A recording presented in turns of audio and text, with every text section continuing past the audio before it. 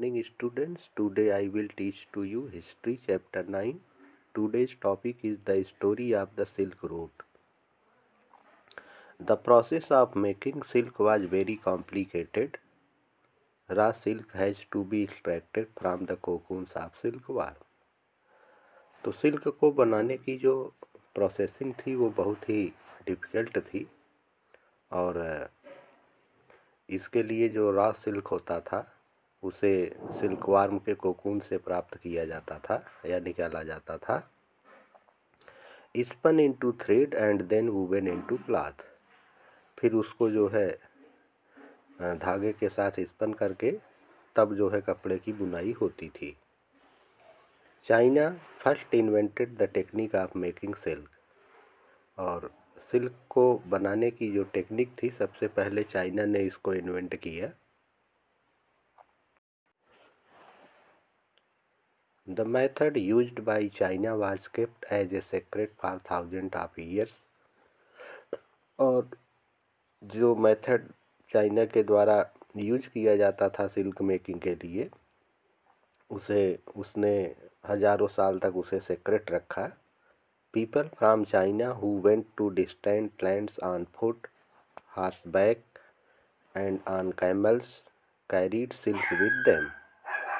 अब लोग जो चाइना से दूर दूर तक जो है पैदल, घोड़े से और कैमल से जो है सिल्क को ले जाते थे। The path they followed came to be known as the silk route. और अब इसके लिए जिस रास्ते का यूज किया जाता था उसी को सिल्क रूट के नाम से जाना जाता है।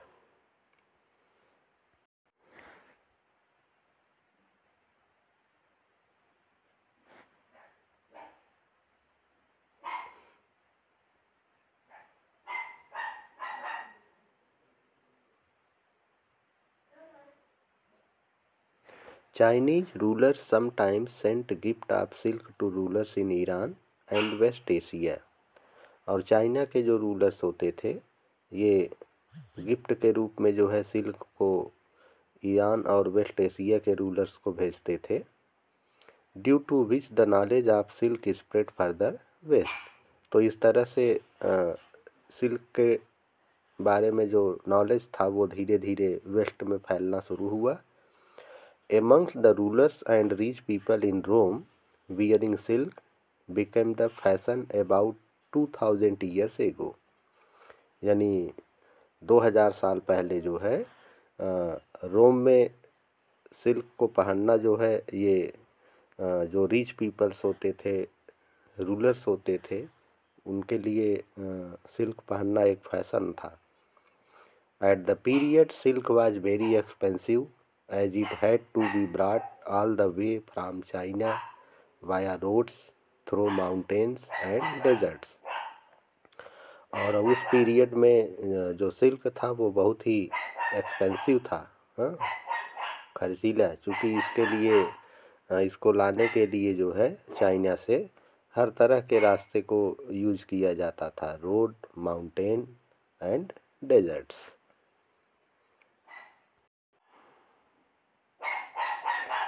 The spread of Buddhism. अब हम देखते हैं कि बौद्ध धर्म जो था उसका कैसे प्रसार हुआ। तो Kanishka was the most famous Kushana ruler. तो कनिष्क जो है ये कुषाण वंश का सबसे फेमस शासक था, जो है रूलर था। Who ruled around 1900 years ago। He organised a Buddhist council where scholars met and discussed important matters। तो आज के 1900 साल पहले इसने रूल किया था और इसने एक बौद्ध परिषद का निर्माण किया था जिसमें जो स्कॉलर्स, विद्वान होते थे, ये सभी मिलते थे और इम्पॉर्टेंट मैटर पे इनका डिस्कशन होता था।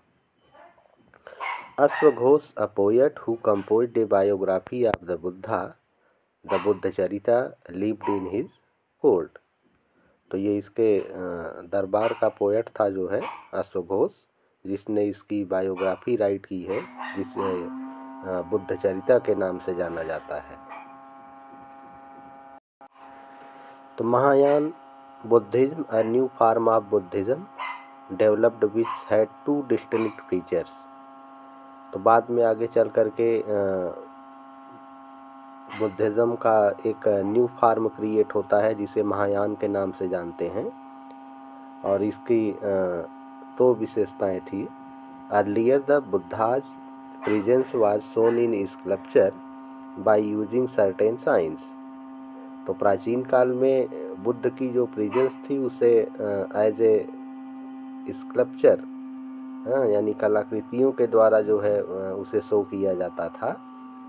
For instance his attainment of enlightenment was shown by sculpture of the people tree. और इन्हें बुद्ध को जो ज्ञान की प्राप्ति हुई थी, इसका जो एज ए स्कल्पचर दिखाया गया है वो पीपल के पेड़ के नीचे इन्हें ध्यानावस्था में दिखाया गया है, जहाँ पे इन्हें एनलाइटमेंट यानी ज्ञान की प्राप्ति हुई थी। Later statues of Buddha were made in Mathura and in Takshashila. और बाद में आगे चल करके फिर मथुरा में और तक्षशिला में जो है बुद्ध की मूर्तियाँ बनाई गई। तो Bodhisattva were suppose to be person who had attend enlightenment and after attaining enlightenment they could live in complete isolation and meditate in piece.